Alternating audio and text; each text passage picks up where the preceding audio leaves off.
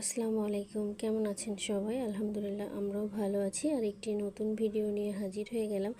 আমার ছেলে হুটহাট করেই কোল্ড কফি খেতে চায়। যেহেতু সে দুধ খেতে চায় না, তার জন্য চেষ্টা করি সে যখনই খেতে চায় সেটা তৈরি করে দেওয়ার জন্য।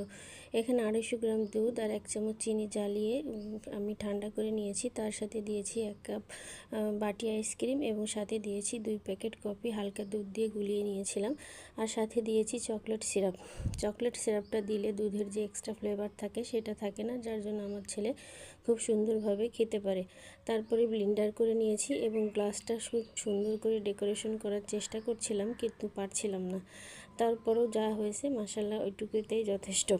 বন্ধুরা, ভিডিওটা ভালো লাগলে অবশ্যই লাইক কমেন্ট শেয়ার করবেন। এদিকে কোল্ড কফিটা আমরা পরিবেশন করছি। 1 গ্লাস খেয়েছিল আমার ছেলে আর 1 গ্লাস আমরা সবাই মিলে ভাগ করে খেয়েছিলাম। কোল্ড কফিটা অনেক মজা হয়েছে। ভিডিওটা শেষ পর্যন্ত দেখার জন্য সবাইকে ধন্যবাদ জানাচ্ছি। দেখা হচ্ছে অন্য কোনো ভিডিওতে।